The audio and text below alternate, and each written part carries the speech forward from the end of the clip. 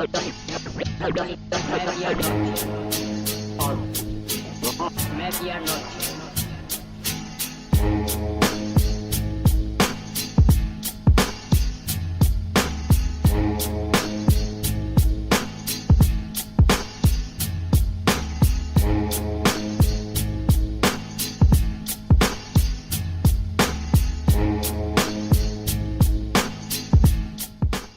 Bonjour ou bonsoir à tous, en fonction du pays et de l'heure auquel vous nous écoutez. Bienvenue pour ce nouvel épisode de Bola Latina, le podcast 100% football latino de la rédaction de Lucarne Opposé. Avant de nous lancer dans l'émission, comme d'habitude, je vais faire les petits rappels d'usage. Je vous encourage donc à nous suivre sur les différents réseaux sociaux, à venir surtout y interagir avec nous. Je vous encourage également à vous rendre régulièrement sur notre site, lucarne-opposé.fr, pour y lire les dernières actualités de la planète Hello, mais aussi pour vous cultiver entre deux matchs. N'hésitez pas non plus, c'est important, à vous abonner aux différentes chaînes sur lesquelles vous écoutez ce podcast, notamment sur notre chaîne YouTube et sur celle-ci à venir laisser pouces bleus et commentaires et tout ce qui va bien, tout ce qui, il paraît, aide au référencement. Je vous rappelle aussi que le 14e numéro de Lucarne Opposé Magazine vient tout juste de sortir. Il évoque notamment quelques entraîneurs qui ont profondément marqué l'histoire du football. Et je vous rappelle aussi que nous avons une boutique, ou plutôt une librairie, qui vous permettra de découvrir les ouvrages de notre propre maison d'édition. Oui, notre maison d'édition que nous avons nous-mêmes créée avec notre petite main. Vous y trouverez dedans la biographie de Garrincha, qui est sortie en décembre dernier et qui est forcément toujours disponible, qui sera de toute façon toujours disponible, mais aussi la possibilité de précommander l'autre prochain ouvrage, la version française des 11 Caminos al Gol, le livre référence pour mieux comprendre Marcelo Bielsa. Voilà, les rappels d'usage, tous les liens à sujet des réseaux sociaux et pour nous suivre, nous soutenir, etc., sont dans la description de cet épisode. Un épisode donc, le 6e de la saison 4 de Bola Latina, où l'on va remonter le temps, retrouver le Brésil victorieux des années 60-70, celui donc de Pelé dont il a été beaucoup question ces derniers temps, d'une part avec la fameuse histoire des 1000 buts, ensuite, et c'est surtout cela qui va être l'objet de notre podcast du jour, à la suite de la sortie d'un documentaire sur Netflix fin février, documentaire qui est donc consacré au roi Pelé. Un doc qui va donc revenir sur cette époque des années 60-70 et dont on va parler avec celui qui, à la rédaction, est l'actuel double champion du Brésil, Marcelin Chamoin. Salut Marcelin, comment vas-tu ? Exactement, salut Nico, ça va très bien et toi ? Eh ben écoute, ça va, je pense que ça va encore mieux pour toi après ce final un petit peu stressant du Brésilien, mais là, voilà, la joie est aussi là. Ouais, on va pas se plaindre de la fin, mais c'est vrai que le final était assez incroyable et je vais m'en souvenir longtemps. Encore, décidément, voilà, vous êtes bien du côté de Flamengo ces dernières années, vous êtes bien gâtés entre les différents finales, les différentes finales de 2019 et le final de ce championnat-là, vous êtes pas mal. Même si, bon, je pense que tu aurais peut-être préféré avoir le même genre de championnat que l'année dernière. Mais bon, bref, on va pas parler de Flamengo aujourd'hui, je suis désolé. On va donc s'intéresser à ce documentaire qui est sorti sur Netflix, qui évoque le roi Pelé, je le disais avec surtout en point d'orgue 1970, et avant de se lancer véritablement dans le sujet, parce que bon, il y a 2-3 choses quand même qui méritent que l'on y revienne, surtout nous, j'ai envie de dire, surtout toi aussi plus particulièrement. On va quand même dire un mot général sur ce documentaire. Tu en as pensé quoi, toi, de ce doc ? Je l'ai trouvé intéressant, même si au final on n'apprend pas grand-chose. Il y a quand même des très belles images, que ça soit pendant les matchs, ou aussi la mise en scène des témoignages. Je pense notamment à la scène où il retrouve ses coéquipiers de Santos. Les témoignages sont intéressants. Et puis la grosse surprise et le point positif du documentaire, c'était ces liens avec la dictature qui sont abordés. C'est vrai qu'on ne s'attendait pas forcément à ça. Ça manque après, par contre, peut-être un peu d'images vraiment de Pelé sur le terrain, qu'on a un petit peu moins vu. Pour ça, il y a le documentaire Histo et Pelé, qui date de 74 et où c'est pendant 1h20 que du Pelé sur le terrain. Et celui-là est disponible sur YouTube. Mais c'est vrai que tu l'as dit, cette histoire de la dictature. Je t'avoue qu'à titre personnel, il y a 2 choses qui m'ont marqué dans ce doc. Je sais pas toi, c'est la toute première image quand Pelé arrive en fauteuil roulant. Je sais pas toi, mais ça fait un choc. Je sais pas comment tu l'as pris toi, mais tu te dis, ah non, bah non. Non, les gars. Donc c'est quand même intéressant par rapport à l'image, puisqu'il va être beaucoup question d'image aussi dans ce que l'on va parler par rapport à l'image de Pelé. Et effectivement, le fait d'aller le titiller sur la dictature, tu le dis, on voit pas beaucoup d'images du terrain. Il y a d'autres docs pour cela, mais c'est quand même assez courageux d'aller le chercher, d'aller le titiller là-dessus. Hein. Oui, ce qui contrôle d'habitude toujours son image. Et d'habitude, on n'en parle pas. Alors même si là, bon, on n'apprend non plus pas grand-chose de plus non plus sur ses liens avec la dictature, mais au moins où ils sont abordés, et puis il le fait de façon assez honnête. Et donc c'est vrai que par rapport à ce qu'on a connu avec Pelé, ça reste une surprise. Ouais, et du coup, ça rend ce documentaire un petit peu, on peut le dire aussi, ça peut être aussi un bon complément à toute la partie sportive que tu as abordée sur notamment le Histo et Pelé de 74. Voilà, c'est intéressant pour cela. Ce documentaire est donc intéressant par rapport à ces aspects-là et aussi parce qu'il permet de voir certaines choses sur l'homme, le personnage Pelé, pas l'homme. Le personnage Pelé, c'est assez intéressant par rapport à cela, mais, parce que voilà, on a parlé du doc, mais si on commence à parler en disant ce qui est bien, c'est que tout de suite arrive derrière le mais avec un M majuscule.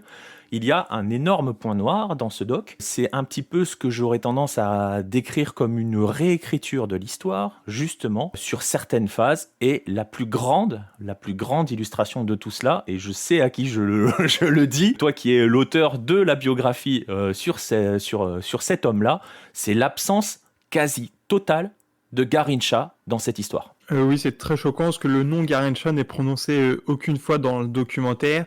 Et il y a quelques très rares images de Garrincha, notamment à la Coupe du Monde 58, où on le voit sur une vidéo où il est avec Didi, Pelé et Zagallo. Et d'ailleurs, juste après, il y a une image de cette même scène, et il semble coupé de cette photo, qui d'ailleurs n'est pas de la Coupe du Monde 58, mais de la Copa América 59, puisqu'au milieu, il y a Paulinho Valentim, donc qui dispute la Copa América 59, mais pas la Coupe du Monde.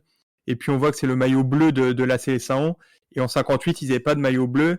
Et lorsqu'ils apprennent qu'ils vont devoir jouer la finale contre la Suède en bleu, c'est un petit peu en catastrophe qu'ils récupèrent le logo de la CBD sur le maillot jaune pour le coudre sur un maillot bleu. Mais voilà, on voit très peu Garrincha. On le voit un petit peu à la fin du match contre la Suède où il félicite Pelé. Et puis après, en 66, quand ils sont à l'hôtel Lynn en Angleterre pour la Coupe du Monde, ils passent devant la caméra un petit peu par hasard. Mais sinon, c'est les seules fois où on le voit. Ouais, et tu le dis, ce qui est choquant du coup, c'est qu'il est, on peut le dire, hein, limité au rôle d'un figurant. Finalement. Et là où ça pose problème, là où ça pose vraiment un gros problème, j'ai presque envie de dire, c'est surtout quand la Coupe du Monde 1962 est abordée, où le documentaire laisse à penser que finalement, parce qu'on le sait, hein, Pelé se blesse dans cette Coupe du Monde, tu vas y revenir, mais on laisse penser que le héros de cette Coupe du Monde, c'est Amarildo, qui aurait été porté par les conseils et surtout l'aura mystique de Pelé. C'est improbable de parler de la Coupe du Monde 62 sans parler une seule fois de Garrincha. Donc pour rappeler le contexte, Pelé l'a attendu comme la grande star de cette Coupe du Monde. Il a seulement 21 ans, mais avant cette Coupe du Monde, il est déjà à 489 buts en 427 matchs, tout match compris. Il joue en moyenne 80 matchs par an. C'est peut-être aussi pour cela qu'il se blesse tout seul sur une frappe à cause de cette accumulation de matchs. Mais du coup, il est forfait pour la Coupe du Monde. Et il est remplacé par Amarildo, qui est très jeune, il a 21 ans aussi. Et Amarildo, il va être décisif contre l'Espagne. Donc lors du dernier match du premier tour, le Brésil a besoin d'un match nul pour se qualifier. Et il est mené et finalement va l'emporter 2-1 grâce à un doublé d'Amarildo dans les 20 dernières minutes. Amarildo va aussi égaliser juste après l'ouverture du score en finale contre la Tchécoslovaquie. Donc Amarildo a été important pour la Coupe du Monde, mais ça n'a pas été le joueur de cette Coupe du Monde qui était Garrincha. Et puis par rapport à l'aura de Pelé, effectivement, je pense que Pelé a parlé à Amarildo. Enfin, j'espère en tout cas, c'est un groupe de 22 joueurs. Si Pelé, la grande star, se blesse, évidemment qu'il va dire quelques mots à son remplaçant, mais ça n'a pas été décisif. Et d'ailleurs, lors de ce match contre l'Espagne, Amarildo est assez nerveux au début, et c'est Didi qui va le tranquilliser en lui disant « Mais regarde autour de toi, c'est le Botafogo », puisqu'Amarildo joue au Botafogo comme Didi, comme Nilton Santos, comme Zagallo, comme Garrincha. Donc voilà, il y a vraiment ce rôle de Didi qui a aussi été important. Et dans un livre de Dinaldo de Souza, donc qui s'appelle Para Frente Brasil, qui revient un petit peu sur les trajectoires de Pelé et Garrincha, Dinaldo de Souza dit dans ce livre qu'après le match contre l'Espagne, Pelé va rappeler à Garrincha l'importance du tournoi en parlant de responsabilité, et Garrincha va être la grande star du mondial. Donc là aussi, je dis pas que c'est grâce à Pelé que Garrincha va un petit peu se révéler finalement, même si c'était aussi une énorme star, mais que ça soit en 58 ou même avec son club du Botafogo, il jouait surtout sur son côté droit, il driblait les joueurs quand il voulait, et il n'avait pas ce rôle de leader qu'il va avoir à la Coupe du Monde 62, et il va reprendre vraiment, lui, pour le rôle de Pelé, qui marquait évidemment, mais qui faisait aussi les actions offensives. Et Garrincha, on va le voir un petit peu plus au centre. Il va être incroyable contre l'Angleterre, donc en quart de finale, il met un doublé. Contre le Chili, en demi-finale, il met un doublé aussi. Et puis il met des buts en tirant hors de la surface. Il marque de la tête aussi, alors que lui-même avait dit que le jeu de tête, ça l'intéressait pas. Il se faisait mal à la tête quand il en faisait, donc il laissait ça aux autres. Donc voilà, le 62, c'est vraiment Garrincha, même si il y a eu d'autres joueurs importants. Donc on a parlé d'Amarildo, mais il y a aussi en défense Nilton et Djalma Santos. Évidemment Didi au milieu qui reste le leader. Et d'ailleurs, le documentaire à la fin parle d'une comme une rencontre entre Pelé et Amarildo sous la douche où Pelé est encore habillé. Et au milieu d'eux, on voit Didi qui reste vraiment le leader de cette équipe, en tout cas le leader vocal. Et le leader technique, pour une fois, ça a été Garrincha. Ouais, c'est ça. Et c'est là où c'est intéressant, tu l'as dit, c'est que finalement, si on doit chercher et qu'essaye de faire ce doc en essayant de faire une espèce de lien entre Pelé et Amarildo, tu l'as dit, le lien sportif, celui qui va prendre véritablement sur le terrain la place de Pelé, que ça soit au sens premier du terme, on parle même pas au niveau de la performance qu'il va donner, c'est véritablement Garrincha. Et forcément, tout cela soulève une grande question, parce que vous nous connaissez, on va pas juste faire un podcast pour dire ouais, c'est nul, ils ont oublié Garrincha, on va essayer d'aller un petit peu plus loin quand même. On va essayer de se poser des questions à ce sujet-là. Pourquoi pas de Garrincha? Et surtout sur cette Coupe du Monde 1962, parce que j'ai presque envie de dire, Marcelin, je parle sous ton autorité, c'est un fait public, le fait que le 62, c'est la Coupe du Monde de Garrincha. Garrincha gagne 62 comme Maradona gagne 86, on est bien d'accord. Oui, c'est souvent la comparaison d'ailleurs qui est faite. On dit, oui, Garrincha a gagné 62 à lui tout seul, comme Maradona a gagné à lui tout seul 86, même s'il y avait d'autres joueurs importants au Brésil, peut-être plus que pour l'Argentine 86.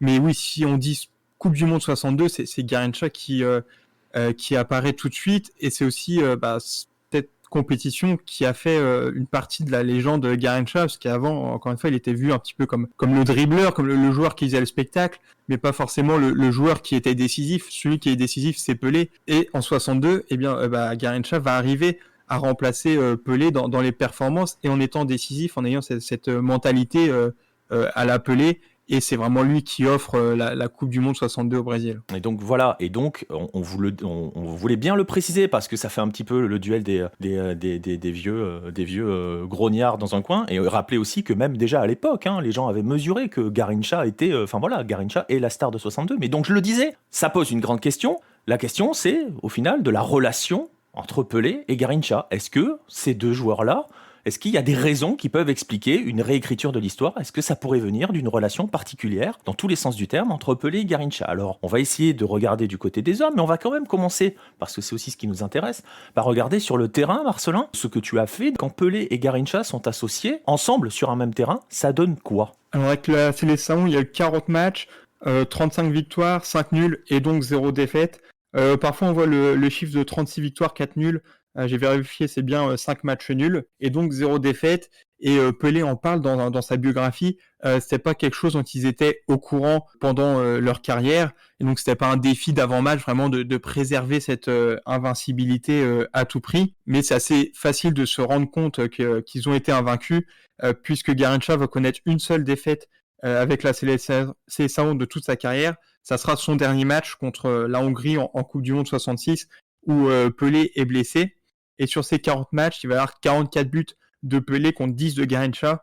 Donc on voit encore une fois la différence au niveau des buts marqués entre les deux joueurs. Il va y avoir aussi un dernier match avec les deux sur le terrain. Ça va être en 73 pour le jubilé de Garrincha au Maracana. Alors avec la sélection brésilienne, mais la CBD ne voulait pas vraiment soutenir ce match et a refusé de laisser les joueurs porter le maillot officiel de la sélection. C'est pour ça qu'il joue avec un short vert. Mais Pelé, qui a pris sa retraite internationale 2 ans plus tôt, va participer à ce match, et il marque d'ailleurs un but exceptionnel en dribblant 4 joueurs avant de tromper Andrada. donc le gardien contre qui il avait déjà marqué son millième but. Mais sur les 40 matchs avec Pelé et Garrincha, j'ai pu en voir 21 en vidéo, donc enfin les extraits. Et il y a sur ces 21 matchs 20 buts de Pelé contre 2 seulement de Garrincha. Mais surtout, il y a une seule passe décisive de Pelé pour Garrincha, donc c'est un amical contre le Pays de Galles en 62. Et pareil, une seule passe décisive de Garrincha pour Pelé lors de la Copa América 1959 face à l'Argentine. Donc il manque quand même la tournée de 1960 où il va y avoir 7 matchs, 7 buts de Pelé et 3 buts de Garrincha. Donc peut-être sur ces 10 buts, il y a des échanges entre les deux, mais le total est assez faible. Du coup, on retrouve pas la complicité sur le terrain qu'il pouvait y avoir entre Pelé et Coutinho, donc l'avancement de Santos, qui a peut-être du coup été son plus grand, enfin son meilleur partenaire, on va dire, puisqu'ils étaient connus pour ce qu'on appelait les tabellinas, donc c'était des 1-2, et en fait ils remontaient toute la partie de terrain adverse à eux deux en se faisant des passes, et les défenseurs n'arrivaient pas à les arrêter. Pour Pelé et Garrincha, j'avais envie d'oser une comparaison avec, donc on sort encore du foot, avec Kobe Bryant et Shaquille O'Neal aux Lakers au début des années 2000, même s'il n'y a pas de conflit ouvert entre Pelé et Garrincha, comme il y a pu y avoir avec Kobe et Shaq, mais c'est vraiment deux personnalités très différentes, et d'ailleurs on pourrait faire cette opposition travail-plaisir avec Pelé et Kobe vraiment axés sur le travail, et de l'autre côté le plaisir du jeu, et puis surtout pas la haine, mais pas vraiment aimer s'entraîner et tous les efforts avec Shaquille O'Neal et Garrincha. Mais c'est surtout sur le terrain où ça me faisait penser à ces deux, puisqu'on a deux très grands joueurs qui peuvent se faire des passes évidemment, mais surtout en fait ils peuvent frapper chacun à leur tour. Et c'est ce que disait Juste Fontaine après la Coupe du Monde 58, où il disait que c'est impossible de les arrêter, parce que si on marque Pelé, Garrincha va être libre, et inversement, si on marque Garrincha, Pelé va être libre. Et donc c'est vraiment les deux qui vont faire mal, chacun à leur tour, un petit peu comme Kobe et Shaq pouvaient le faire à leur période. Ouais, et comme tu le dis, hein, ils vont faire mal chacun à leur tour, mais ils ne se recherchent pas particulièrement. Il n'y a peut-être pas de, comment dirais-je, de lien dans le jeu entre les deux, comme tu viens de l'expliquer. Et je suis pas sûr que effectivement les 7 matchs de la tournée changent totalement ou significativement les statistiques sur 40 matchs. Bref, ça c'est quand ils jouent ensemble. Il se passe quoi quand ils s'affrontent? Est-ce qu'on a le bilan de leurs affrontements? Ça a donné quoi? Alors oui, j'ai regardé, donc il y a moins de matchs, il y en a 12 en carrière, avec un avantage pour Pelé, ce qui va avoir 8 victoires de Pelé contre 3 de Garrincha et un match nul, et aussi au niveau des buts, avec 12 buts de Pelé contre un seul de Garrincha. Sur ces 12 matchs, il va en avoir 7 au Maracana, un petit peu comme s'il fallait forcément le plus grand stade du monde pour accueillir ces deux joueurs. Évidemment. Évidemment. Même si le premier match va avoir lieu au Villa Belmiro, donc le stade de Santos, le 11 mai 57, avec une victoire 5-1 de Santos dans ce qui s'appelait le tournoi Rio-São Paulo à l'époque. Pelé, qui a 16 ans, ne marque pas, mais il va impressionner João Saldanha, qui était l'entraîneur du Botafogo, qui va demander à ses dirigeants de faire une offre pour recruter Pelé. Les dirigeants de Santos vont évidemment refuser immédiatement, mais il n'y a pas de Brasileirão à l'époque, ni même de Taça Brasil, donc qui était le premier championnat national qui a eu lieu. Il y avait seulement les championnats d'État, et aussi ce tournoi Rio-São Paulo, donc c'était les 5 meilleures équipes de São Paulo contre les 5 meilleures de Rio. Parfois les matchs, par exemple un Santos Corinthians du championnat paulista allait compter aussi pour le tournoi Rio-São Paulo, mais c'est vraiment le seul championnat qui offre un duel entre les deux, et c'est pour ça donc sur les 5 premiers affrontements Pelé-Garrincha, il va y en avoir 4 dans le tournoi Rio-São Paulo, avec 3 victoires de Santos et un match nul, et 3 buts de Pelé. L'autre affrontement sur cette période, ça va être en 59, ça va pas être au Brésil, ça va être à La Corogne, dans le tournoi Teresa Herrera, donc qui était vraiment un tournoi très prestigieux à l'époque. C'est des tournois de fin de saison, ils s'affrontent au mois de juin, et le Deportivo La Corogne va participer seulement à partir des années 90 à ce tournoi. Avant, les organisateurs cherchaient vraiment à avoir les 2 meilleures équipes possibles. Faut regarder la liste des clubs qui ont participé, que ça soit en Amérique du Sud ou en Europe, il y a vraiment la crème de la crème qui ont déjà participé à ce tournoi. Et donc Santos Botafogo vont s'affronter en 59, avec une victoire 4-1 de Santos encore une fois, et un but de Pelé. Ensuite, on arrive en 62, où c'est vraiment une année charnière, puisque c'est la dernière grande année de Garrincha. Ils vont s'affronter dès le 3 janvier. Il va y avoir un match donc, amical au Maracana, mais entre les vainqueurs du championnat Paulista et Carioca, donc Santos et Botafogo, qui ont vraiment dominé tous les deux leur championnat en 61. Et donc, ils s'affrontent dans ce match amical, mais le but un petit peu, c'est de voir quelle est la meilleure équipe entre les deux. Et donc, c'est un petit peu un titre non officiel de champion du Brésil.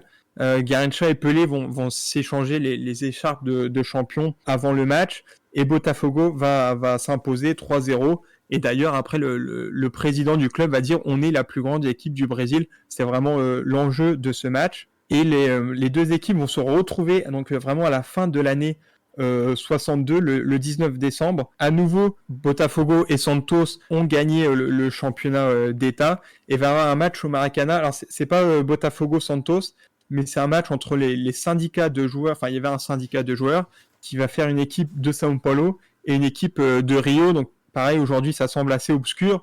Mais à l'époque, c'est les meilleurs joueurs et qui ont gagné la Coupe du Monde quelques mois plus tôt qui s'affrontent. Et il va y avoir une victoire 6-4 de Rio avec un but de Garrincha. Donc, son seul but face à Pelé, ça ne sera pas sous le maillot de Botafogo, mais sous le maillot de cette équipe de Rio. Pelé lui met un doublé. Et en 63, on a déjà le déclin de Garrincha, puisqu'il va disputer seulement 7 matchs officiels au cours de l'année, alors que Pelé est toujours dans le top de sa forme, puisque sur l'année, il met 74 buts en 58 matchs seulement. Et d'ailleurs, on va voir ce déclin de Garrincha dans les rencontres entre Santos et le Botafogo. Il va y avoir 2 matchs à nouveau au Maracana, dont l'un, la finale de la Taça Brasil, donc c'était... le premier championnat national avec en fait fallait gagner son championnat d'État pour être qualifié. Il y a une finale Santos-Botafogo et lors du dernier match, Santos s'impose 5-0 avec un doublé de Pelé. Les deux équipes du coup se qualifient pour la Copa Libertadores et se retrouvent en demi-finale.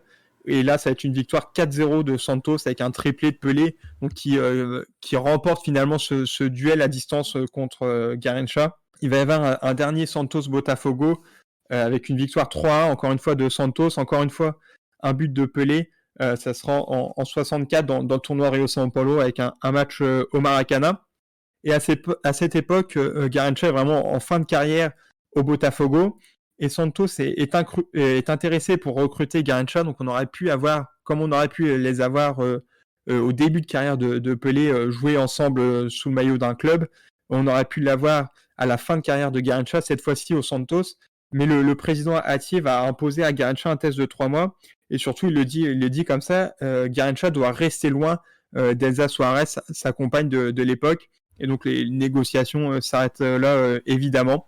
Pelé et Garrincha vont quand même s'affronter une dernière fois en 66. Garrincha a quitté le Botafogo, il joue au Corinthians, donc il peut disputer le championnat paulista. Et il affronte Santos au Pacaembu. Et c'est Santos qui va s'imposer 3-0 avec cette fois un triplé de Coutinho, parce que Santos, de cette époque, il n'y avait pas que Pelé, évidemment. Vous l'avez compris dans ce que vient de vous expliquer Marcelin, il faut quand même toujours insister là-dessus. L'un était à Rio, l'autre était à São Paulo, donc forcément, il n'y a pas suffisamment d'occasions de s'affronter, vous venez de le voir. Et si vous voulez d'ailleurs en savoir un petit peu plus sur cette période de déclin dont a parlé Marcelin, évidemment, je vous renvoie toujours, et de toute façon, je vous y renvoie, quoi qu'il arrive, vers la biographie de Garrincha. Vous verrez tout cela, et vous comprendrez en quoi 62 est le point de bascule, comme le disait Marcelin. Et donc, pour en revenir à ces affrontements, je le disais, et tu l'as montré, il n'y a pas énormément d'affrontements sur le terrain entre les deux. On sait comment fonctionne le football, encore plus de nos jours, où on a passé plus d'une décennie, voire même 15 ans à affronter Messi et Ronaldo parce qu'ils s'affrontaient aussi sur le terrain, notamment quand l'un était au Real et pendant que l'autre était au Barça. On n'a pas assez de matchs finalement l'un contre l'autre. Et donc du coup, la question, Marcelin, c'est est-ce que finalement, quand même, dans la presse, on arrive à les opposer? Est-ce qu'il y a des campagnes de presse ou des angles qui sont mis pour opposer Pelé et Garrincha à l'époque? Alors oui, on les opposait. Et par exemple, la revue Veja en 72 qui écrit « C'est ironique que le meilleur joueur de football du Brésil avec Pelé, donc en parlant de Garrincha, est parfois plus grand que Pelé, soit justement à tout point de vue un anti-Pelé ». Donc il y avait cette opposition vraiment sur la personnalité, on va dire, des deux. Par exemple, Denaldo de Souza aussi, dans le livre dont on a parlé en début de podcast, écrivait complètement opposés, mais pas antagonistes. Ils sont complémentaires. Donc voilà, il y avait cette opposition. On peut citer aussi Mario Filho, donc dans son livre O Negro no Futebol Brasileiro, donc qui a été écrit en 47 et réédité en 64. Donc les deux sont, enfin Pelé et Garrincha sont encore dans leur carrière. Mais Mario Filho dit qu'il y avait toujours eu un seul joueur. Donc il parle d'abord de Friedenreich et Leonidas, mais c'est vrai qu'il y avait toujours eu une seule grande star du football brésilien. Et il dit qu'il y en a désormais deux avec Pelé et Garrincha. Et il y en a deux parce qu'ils sont différents et on ne peut pas en retirer un en fait. Et pour Garrincha, il va retenir le dribble et le rire, le rire de la foule quand elle voit Garrincha jouer. Alors que pour Pelé, il retient le destin, il parle du destin, il dit Pelé le propre destin. Il parle aussi cette fois du respect de la foule plus que le rire, et puis aussi de la victoire, Pelé et la victoire. Donc voilà, c'est pour moi les deux plus grands joueurs brésiliens de l'histoire, et ils symbolisent bien un petit peu aussi cette opposition qu'on peut faire parfois entre São Paulo et Rio, avec le travail côté São Paulo et le plaisir pour Rio. C'est vrai que quand on pense à Pelé, Garrincha, il y a cette opposition qui est faite. Et Garrincha est le seul joueur brésilien vraiment à s'être approché de Pelé sans jamais vouloir sa place. Et on dit souvent au Brésil, le Brésil respecte Garrincha, mais respecte Pelé, pardon, mais aime Garrincha. Donc on voit cette opposition qu'on peut voir aussi dans les surnoms, parce qu'on a d'un côté le roi et de l'autre la joie du peuple. Donc on voit vraiment deux choses qui sont complètement opposées. Ouais, et c'est peut-être quelque chose qui d'ailleurs, sur la notion dont tu le disais, hein, d'un côté, entre le côté travail, voire limite mécanique, robotique presque, hein, j'exagère un peu, j'amplifie un petit peu les caractères, hein, mais c'est pour que les gens puissent figer des idées, parce qu'on le voit, ça existe encore, on continue d'opposer le côté mécanique, robotique, donc je disais, au côté un petit peu émotion, plaisir. On le voit, hein, ça a été fait aussi ces derniers temps avec Messi et Ronaldo, avec d'un côté Messi qui génère les émotions et Ronaldo qui est le travailleur. Ils sont en train d'essayer de commencer à le faire avec probablement la prochaine génération en Europe avec Mbappé Haaland. On voit des articles qui arrivent là-dessus sur la notion entre deux footballs qui s'opposeraient, soi-disant. Elle est déjà faite avec Pelé et Garrincha, tu le dis, elle représente deux faces du Brésil et elle est un petit peu sous-jacente quand même dans le documentaire, sans s'intéresser à Garrincha, mais sur la partie de ce qu'est l'image de Pelé, à quel point ça le dépasse. Donc on le voit, il s'associe sur le terrain sans pour autant avoir une vraie relation dans le jeu. Quand ils s'affrontent, finalement c'est un affrontement sportif, il n'y a pas grand-chose de plus que cela, et puis de toute façon ils s'affrontent pas, j'ai envie de te dire, suffisamment pour que cela génère une vraie rivalité. On va quand même essayer de voir maintenant, Marcelin, comment l'un et l'autre se jugent, comment l'un voit l'autre et vice-versa. On va commencer par celui peut-être pour lequel c'est le plus compliqué, parce que on va voir pourquoi, avec Garrincha. Est-ce que Garrincha a beaucoup parlé de Pelé ? Non, mais c'est vrai qu'il y a très peu d'interviews de Garrincha qui sont disponibles. Il y a quand même en 81 une interview avec le journaliste argentin Carlos Bikic, et donc Garrincha déjà en fin de vie, il a peu d'argent, et du coup le journaliste lui demande s'il a une aide de Pelé, et Garrincha répond que Pelé est un safado, donc un enfoiré, et il dit aussi qu'il était devenu une étoile. Donc peut-être, justement, est-ce que Garrincha veut dire que le mythe Pelé dépasse l'homme? C'est peut-être ça. Après, cette interview, elle a été publiée au Japon, elle fait pas beaucoup de bruit, jusqu'en 2012 où elle est récupérée par ESPN. Et pour ESPN, fait l'hypothèse qui parle peut-être de la romance de Pelé avec Xuxa, qui était un top modèle, présentatrice télé brésilienne. Mais voilà, c'est à peu près tout ce qu'il dit sur Pelé. J'ai vu une interview aussi pour TV Cultura de 78 où il parle pas du tout de Pelé. Et il y en a une pour Ready Record de 82 aussi, où Garrincha prend Pelé en exemple pour en fait parler des gens qui s'intéressent seulement aux joueurs sans s'intéresser à l'homme, donc Manuel dos Santos dans le cas de Garrincha. Et c'est vrai que Pelé lui-même a souvent, enfin même très souvent, fait la différence entre le joueur Pelé et l'homme Edson. Et donc Garrincha utilise cet exemple pour en parler, mais sinon il aborde très, très peu Pelé. Et dans ses interviews, Garrincha, en fait, il parlait plutôt de sa carrière, de ce qu'il avait fait, et puis aussi des nombreuses légendes qui l'entouraient, mais il y a assez peu de propos sur Pelé.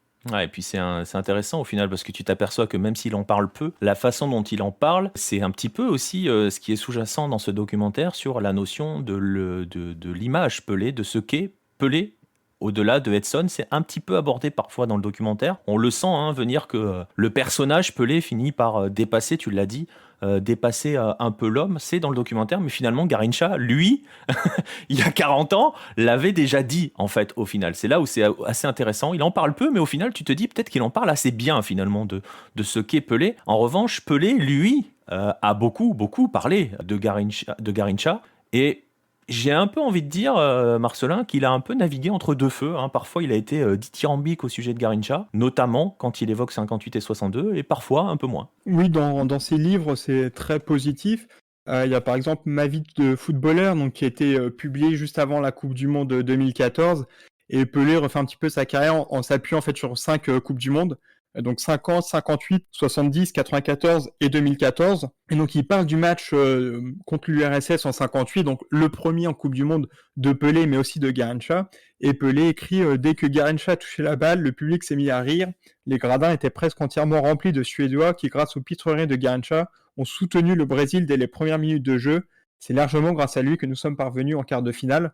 Donc voilà, c'est assez élogieux. Il ne parle pas donc de 62 dans ce livre, mais dans une autre biographie, donc Ma vie, qui a été publiée en 2006, qui est disponible en français, qui est assez complète. Il parle de cette Coupe du Monde 62 et il parle de Garrincha, de tout ce qu'il a apporté au Brésil lors de cette Coupe du Monde. Et il parle aussi du soutien de Garrincha lorsque Pelé se blesse. Garrincha va proposer notamment aux médecins d'envoyer Pelé à Pau Grande pour qu'il voit une guérisseuse du village. Donc voilà, il y a un regard bienveillant peut-être de Garrincha sur Pelé pour le face à sa blessure, mais aussi de Pelé par rapport à Garrincha, qui reconnaît pleinement la participation de Garrincha aux Coupes du Monde de 62 évidemment, mais aussi de 58. Et lors d'une interview aussi, Pelé avait déclaré quand je vais mourir, j'espère que je pourrai être avec Garrincha comme je l'ai été ici. Donc là aussi, c'est très élogieux, même si à la mort de Maradona, Pelé avait dit j'espère qu'un jour on pourra jouer ensemble au ciel. Donc c'est un petit peu le même hommage, et je trouve que ça retire un petit peu de la beauté à ce qu'il avait dit. Ouais, mais bon, on le voit, hein, il est quand même. Enfin voilà, il n'y a pas franchement de choses qui permettent de creuser une rivalité, même si, évidemment, il y a quand même une certaine distance, hein. Pelé prend parfois, je vais pas dire souvent, mais prend parfois une vraie distance avec Garrincha, hein. Il peut avoir, oui, tendance à se mettre au-dessus, et c'est sûr que oui, même sur 58, s'il peut dire que Garrincha a aidé, c'est sûr qu'il va dire que c'est quand même sa Coupe du Monde. Enfin, sa Coupe du Monde, c'est 70, mais le Brésil a remporté 58 aussi, et surtout grâce à lui. Il y a vraiment une interview de 2000 pour Epoca où Pelé dit que Garrincha buvait avant l'entraînement, et surtout il va nier une amitié avec Garrincha, où il dit carrément c'est l'une des choses qui me rend le plus triste. Tout le monde croit qu'on était de grands amis, mais je n'avais aucune amitié avec lui. Donc là c'est assez violent, je trouve, quand même. Il justifie comme ça son absence à l'enterrement de Garrincha, ce qui lui avait été reproché. Il dit aussi parce qu'il n'aimait pas les enterrements. Bon, je suis pas sûr qu'il y ait besoin d'aimer les enterrements pour y aller. Non. Mais justement, lors de l'enterrement de Garrincha, des gens vont crier Pelé et Safado. Et donc peut-être que cette opposition entre les deux est ressentie plus fortement par les fans de Garrincha que Garrincha lui-même, ou même s'il a dit aussi que c'était un Safado à la fin de sa vie. Je pense pas qu'il avait de rencœur envers Pelé, et il attendait rien de Pelé. Et donc dans cette biographie de Pelé, on voit qu'il rend hommage au talent de Garrincha. Mais c'est juste que les deux étaient pas amis. En fait, Garrincha était plus proche de ses coéquipiers du Botafogo, surtout Nilton Santos et Didi. Et puis on l'a dit, c'était vraiment deux personnalités très différentes. Donc ils s'entendaient pas forcément, mais il n'y avait pas de rivalité entre deux. Et il va y avoir une dernière rencontre, donc qui va être en novembre 82, donc quelques semaines seulement avant la mort de Garrincha, qui va être organisée par la revue Placard.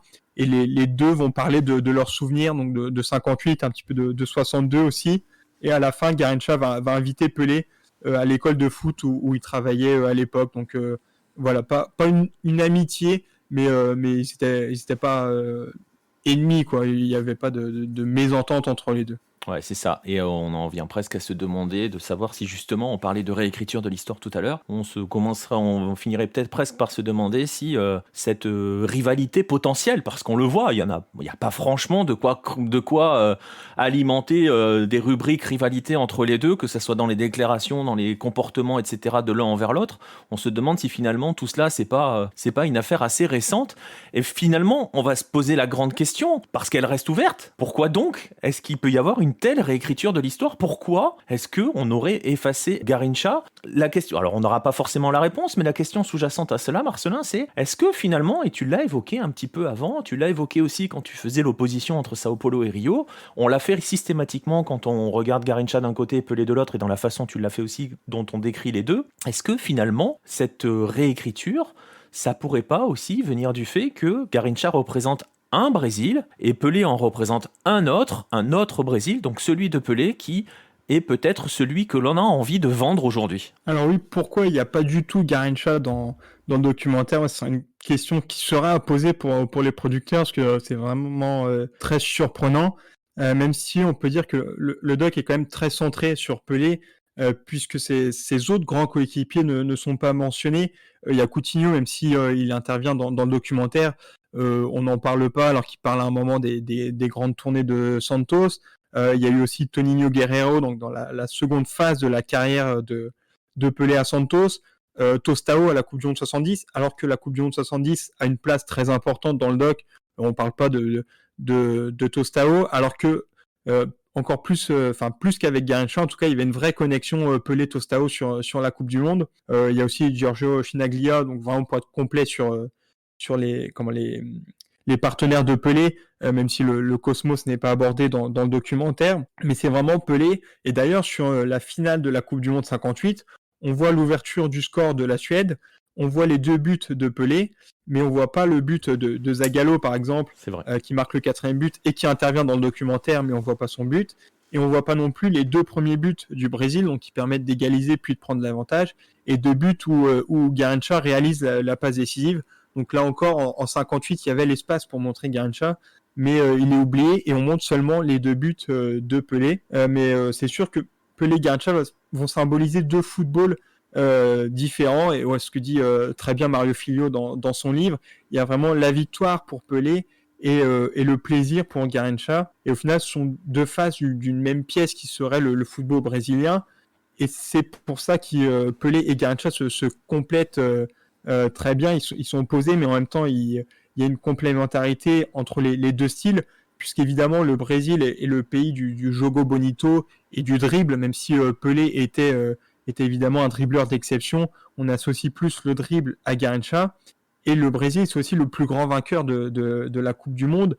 On n'a pas un perdant magnifique, c'est un pays qui sait gagner, et Pelé en est le symbole sur les 3 premières Coupes du Monde. Donc voilà, il y a vraiment cette opposition entre plaisir et victoire, avec la victoire pour Pelé. D'ailleurs, il y a une citation de Djalma Santos, donc qui a été double champion du monde avec les deux en 58 et 62, où lorsqu'on lui demandait avec qui il préférait jouer entre Pelé et Garincha, il disait: si mon équipe gagne, je préfère jouer avec Garincha, et si on perd, je veux jouer avec Pelé. Et donc ça symbolise parfaitement les différences entre les 2 joueurs.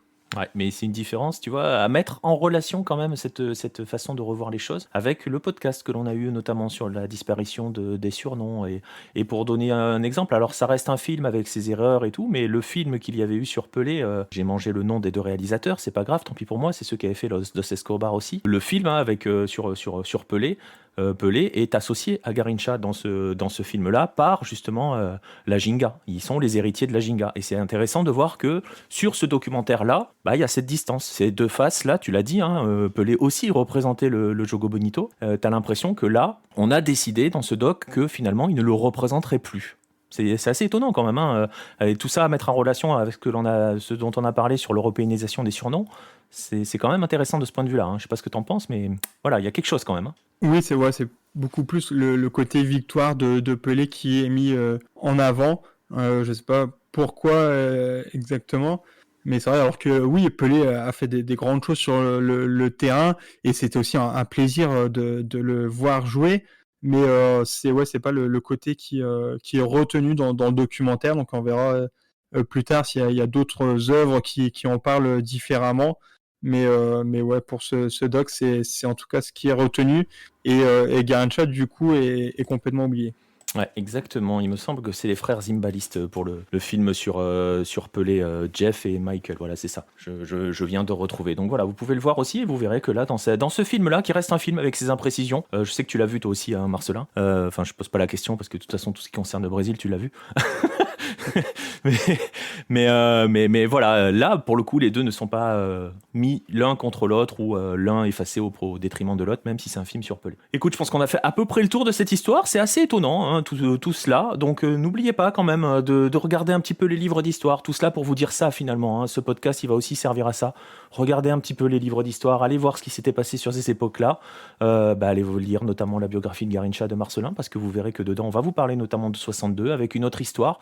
Parce que tu évoquais le fait que c'est centré sur Pelé, que l'on évoque surtout ses partenaires. Ça, c'est un fait, ça, c'est pas un problème. Le fait est qu'il y a quand même cette réécriture avec Amarildo qui pose vraiment un gros problème. Je sais pas, mais tu vois, moi, c'est plus ça qui me gêne, plus le fait que, évidemment, on montre moins Tostao, on parle moins de Coutinho. Mais vraiment, réécrire avec Amarildo, c'est plus problématique, je trouve. Je sais pas ce que t'en penses là-dessus, mais... Oui, encore une fois, Amarildo a eu son importance en 62 avec d'autres joueurs. C'est ça. Mais ça n'a pas du tout été le joueur. Il n'y a même pas de débat. C'est vrai que on peut pas dire ça. Le joueur, c'était Garrincha et Amarildo a été un joueur important. Et d'ailleurs, dans la biographie de Pelé, donc qui est disponible aussi en français, il parle de Amarildo, mais c'est pas l'élément décisif de 62, et c'est pas grâce à Pelé qu'Amarildo a mis un doublé contre l'Espagne. Non, voilà. Et donc faites attention quand même, profitez-en quand même, utilisez ce documentaire. Alors on va le rappeler quand même, parce qu'on n'est pas là non plus, je le disais tout à l'heure, pour être les vieux grincheux dans leur coin qui passent leur temps à dire tout est nul. C'est pas vrai, ce documentaire est hyper intéressant sur pas mal d'aspects, on l'a dit, notamment sur cette notion sous-jacente de ce que cela représente finalement d'être Pelé pour l'homme Edson Arantes do Nascimento. C'est assez intéressant, et c'est intéressant notamment quand il doit évoquer la dictature, où c'est peut-être l'une des premières fois où on voit quelqu'un venir vraiment le titiller là-dessus. Et c'est voilà, tout cela, rien que pour cela, tout cela est intéressant, mais il était important aussi pour nous, dans ce podcast, de revenir un petit peu sur cette histoire, sur Garrincha, pour qu'il ne soit pas oublié, parce qu'on a tendance à vouloir oublier certaines légendes, et lui, pour le coup, il ne faut pas l'oublier. J'espère que, donc, du coup, vous n'oublierez pas tout cela. On va rester là. Je vais te remercier, Marcelin, de m'avoir accompagné sur ces 45 minutes à peu près de podcast. Merci à toi, et puis j'espère bientôt refaire un podcast, peut-être pour parler plus du joueur Pelé. Ouais, exactement. Et il y en a des choses à dire, parce que ne nous faites pas dire ce que l'on dit pas. Pelé est une légende, et il y en a des choses à dire. On parlera un de ces quatre des 1000 buts, n'est-ce pas? C'était ça, ouais. Ça a fait beaucoup débat, ça aussi. Mais bon, on en reparlera, vous inquiétez pas, on reviendra là-dessus. Il n'est pas question pour nous. Justement, on a montré qu'ils n'étaient pas véritablement rivaux, qu'ils n'étaient pas véritablement opposés, même s'ils représentent deux types de Brésil. Pour certains, on vous montrera au fur et à mesure des émissions, et même si vous avez lu nos articles, que pour nous, ils ne sont pas à opposer, ils sont parfaitement complémentaires. Voilà, on va en rester là. Je vais vous remercier de nous écouter, de nous soutenir, toujours aussi nombreux. Je vous invite toujours donc à réagir à ce genre à ces émissions sur les réseaux sociaux, sur notre chaîne YouTube, à venir nous rendre visite, etc., etc. Je vais vous souhaiter une bonne fin de journée, d'après-midi, ou un bon début de journée, en fonction de l'heure à laquelle vous nous écoutez. Et je vous dis à très bientôt pour de nouveaux podcasts. À bientôt les amis.